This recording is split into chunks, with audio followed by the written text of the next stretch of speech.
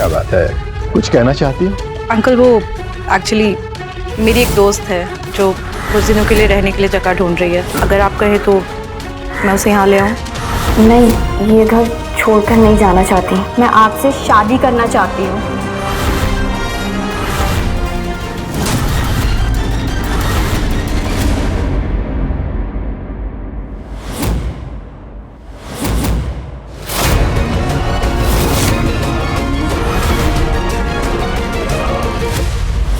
अगर आगे से मेरे साथ ऐसा मजाक किया ना तो देख लेना।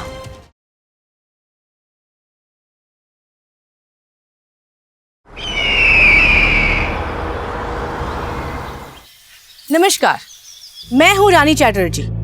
क्राइम चक्र के नई कड़ी में लेकर आई हूं एक ऐसी दास्तान जिसे सुनकर आपके रोंगटे खड़े हो सकते हैं। हमारे देश में अक्सर युवा अपने परिवार को छोड़कर नए भविष्य की तलाश में एक नए शहर की ओर रुख कर जाते हैं। पीछे छूट जाते हैं उनके बुजुर्ग जो अपने मकान और शहर से भावनात्मक जुड़ाव की वजह से उनके साथ नहीं जा पाते और अपनी जिंदगी खुद अकेले काटते हैं, जिसका फायदा उठाने के लिए कई शैतान तैयार रहते हैं।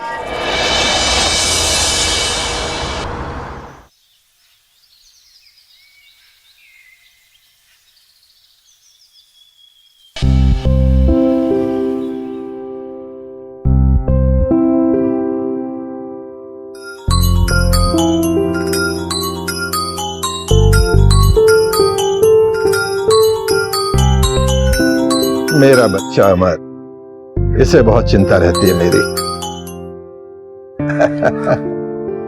हाँ अमर बेटा। नमस्ते पापा। खुश रहो बेटा। पापा कैसे हो आप? मैं ठीक हूँ बेटा। पापा आपको कितनी बार कहा है, कितनी बार कि आप यहाँ हमारे पास आके रहिए, लेकिन आप हो के मानते ही नहीं हो। बेटा मैं भी चाहता हूँ कि तेरे पास आ जाऊं, लेकिन क्या करूं, ये जो अपना पुराना घर है ना, इससे मेरी पूरी जिंदगी की यादें जुड़ी हुई हैं। अरे जिंदगी बिता दी मैंने यहाँ पर। तुझे पता है तेरा जन्म इसी घर में हुआ था। मुझे हमेशा याद आता है मेरा छोटू अमर यहाँ पे दौड़ रहा है, यहाँ पे खेल रहा है। मैं तो ऐसे ही खुश हो जाता हूँ। ठीक है पापा, जब तक आपका मन करे आप वहाँ रहिए, लेकिन जिस दिन भी आपको ऐसा लगे कि अब मुझे यहाँ से जाना चाहिए, आप मुझे तुरंत बताइएगा। हाँ जरूर बेटा। ठीक है पापा, रखता हूँ मैं। नमस्ते। खुश रहो बेटा, ऑल द बेस्ट। मेरे बच्चे को बहुत चिंता रहती है मेरी। अरे अंकल नमस्ते। अरे कंचन बेटा, यूनिवर्सिटी में सब ठीक है ना? हाँ जी बिल्कुल। आज तुम्हें आने में देर हो गई। वो अंकल आजकल एक्स्ट्रा क्लासेस बहुत ज्यादा चल रही हैं इसलिए। अच्छा, मेड तुम्हारे लिए खाना बना के रख के गई है, खा लेना। हाँ जी। क्या बात है, कुछ कहना चाहती हो? अंकल वो एक्चुअली मेरी एक दोस्त है जो कुछ दिनों के लिए रहने के लिए जगह ढूंढ रही है। अगर आप कहें तो मैं उसे यहाँ ले आऊँ?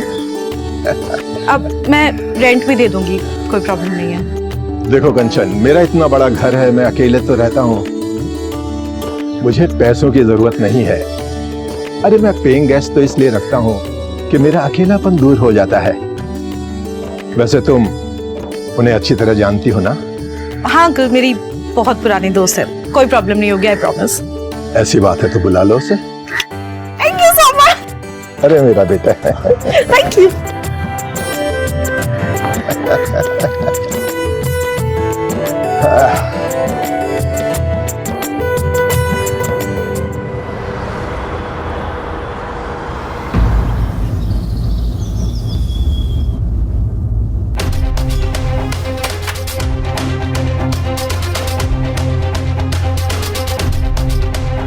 हेलो।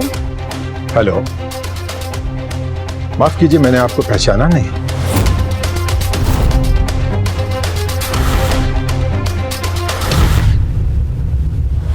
अरे अंकल, ये रीटा है, मैंने आपको बताया था ना, मेरी दोस्त। ओह हाँ, याद आया। हाँ जी। रीटा आओ आओ, अंदर आओ।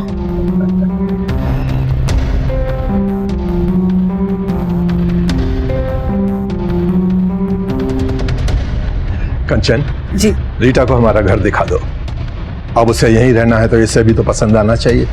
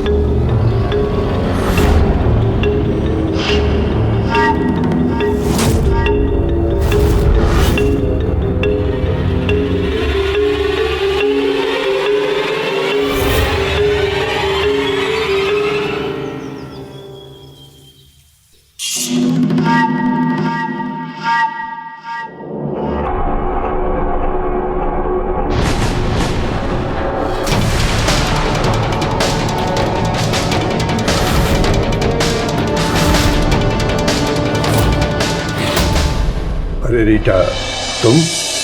हाँ, बस नींद नहीं आ रही थी तो यूं ही टहल रही थी और आपको अकेले देखा तो आ गई। सालों से अकेला ही हूं। बीवी के गुजर जाने के बाद तो अब उसकी याद ही आती है।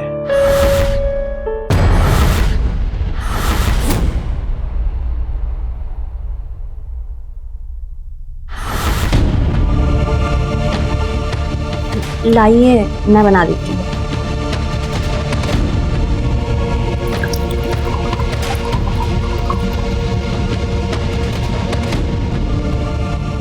लीजिए। Thank you.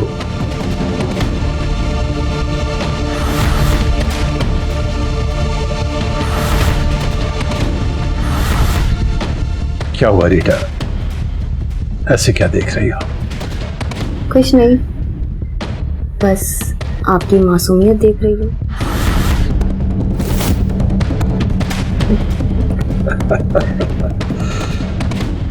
कमाल है, एक शराब पीते हुए आदमी में तुम्हें मासूमियत दिखी। कोई और लड़की होती तो पता नहीं क्या सोचती। मैं रीटा हूँ, दूसरों का तो मुझे पता नहीं, लेकिन लोगों की नीयत अच्छे से भाप लेती हूँ।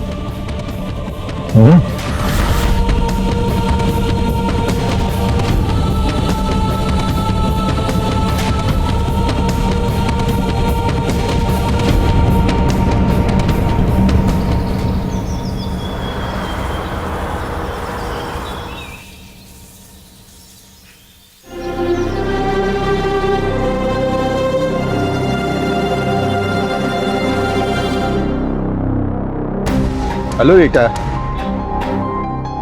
अरे, आप खुद चाय बना कर ले आए? वो मेड छुट्टी पे गई थी तो मैंने सोचा मैं ही बना दूं। लो पियो।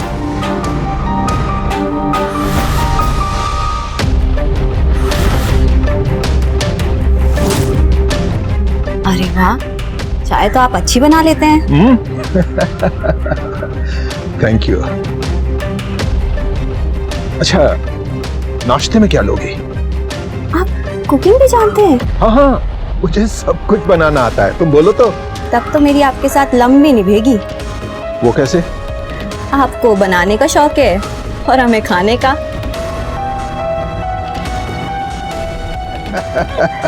वाह, जो भी कहोगी मैं बनाऊंगा। हाँ, ये बहुत सही कहा। हम बनाएंगे।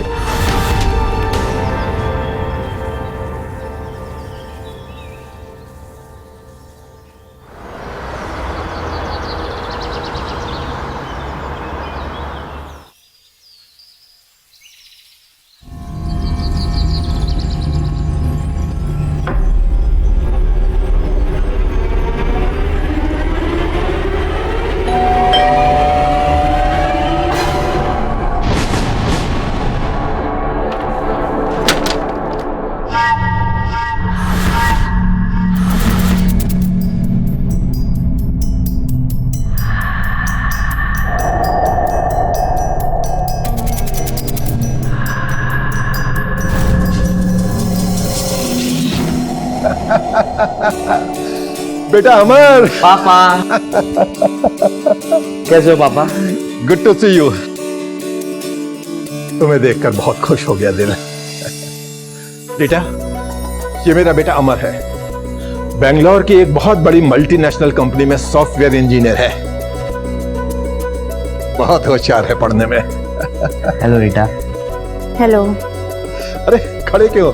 आओ आओ, अंदर आओ।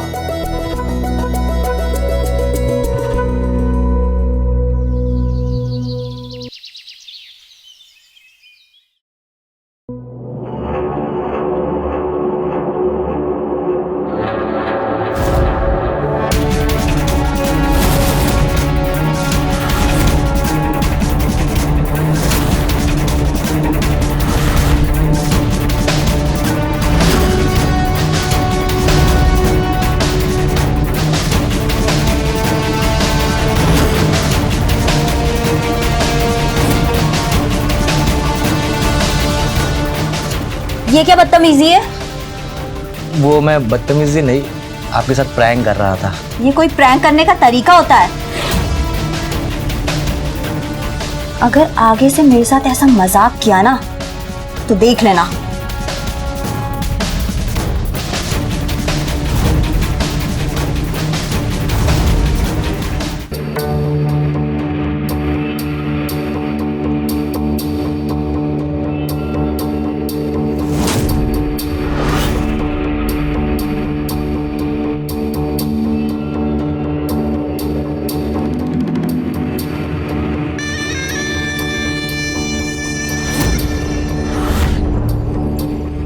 अरे आप आइए ना, वहां खड़े क्यों हैं?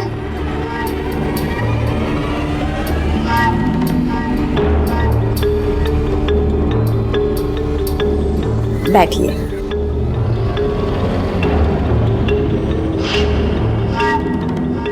क्या हुआ? कुछ कहना चाहते हो? नहीं, ये घर छोड़कर नहीं जाना चाहती। तो किसने तुम्हें ये घर छोड़कर जाने को कहा? वो आप समझे नहीं। मैं आपसे शादी करना चाहती हूँ।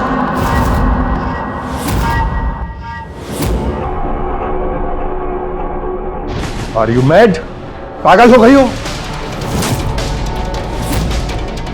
होश में तो हो? मेरा बेटा तुम्हारी उम्र का है। देखिए, मुझे आपसे शादी करनी है, आपके बेटे से नहीं। और अगर आप नहीं मानोगे तो मैं अपनी जान दे दूंगी।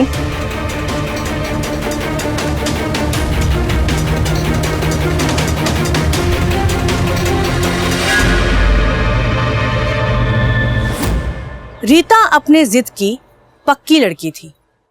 उसे कोई फर्क नहीं पड़ता था कि नरेश की उम्र क्या है। आज की युवा पीढ़ी उम्र, जाति, धर्म से ऊपर होकर सिर्फ ये सोचते हैं जो वो चाहते हैं उन्हें हासिल करना है। रीता की उम्र नरेश के बेटे जितनी ही थी, लेकिन वो अमर के प्यार को ठुकरा कर नरेश को अपनाने का फैसला कर चुकी थी, बिना ये सोचे कि इससे नरेश की खुशहाल जिंदगी पर क्या प्रभाव पड़ेगा। वैसे भी कहा जाता है, जो इश्क में होते हैं वो अंजाम की परवाह नहीं करते।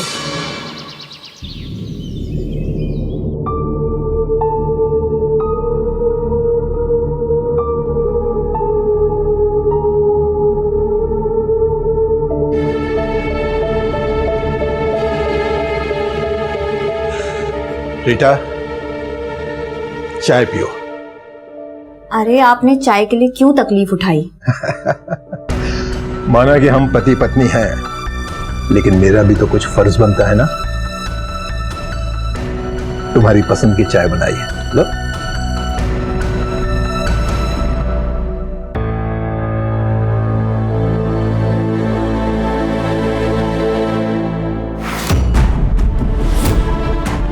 क्या हुआ?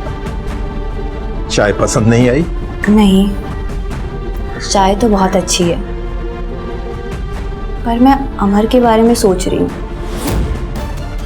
मेरे चलते हुए वो आपसे रिश्ता तोड़कर चला गया। देखो रीटा, तुम उस सब के बारे में मत सोचो। मैंने अमर के लिए सब कुछ किया, उसे पढ़ाया लिखाया, जो चाहता था वैसा किया। अब उसे भी हमारी खुशी में हमारा साथ देना चाहिए। और देखो, हमारी शादी के लिए तुम अपने आप को दोषी मत समझो। मेरी भी तो रजामंदी है।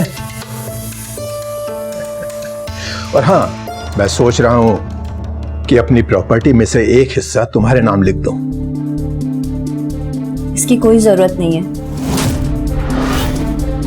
मुझे आप मिल गए ना, और मुझे कुछ नहीं चाहिए। अरे जरूरत क्यों नहीं है? मैं कह रहा हूं ना, पता नहीं मेरे मरने के बाद। ऐसी अशुभ बातें मत बोलिए। आप बैठिए, मैं आपके लिए नाश्ता लेकर आती हूँ। ठीक है।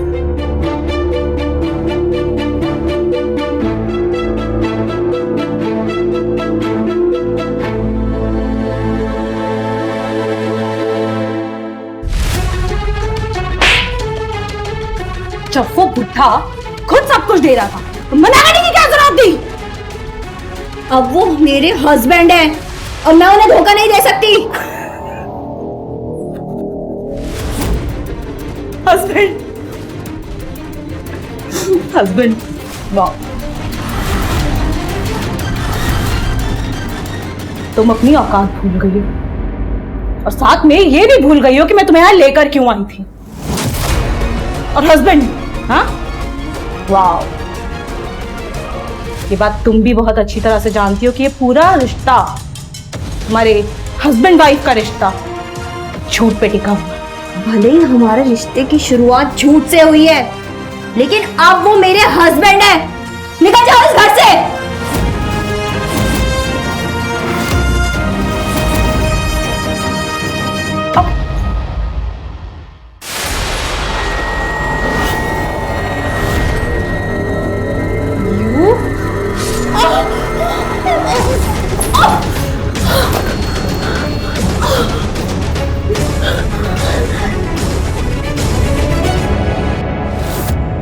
नरेश जैसे बुजुर्ग भावनाओं में आकर जिस चीज की सहमति देते हैं वही बहुत बड़े विनाश का कारण बनती है।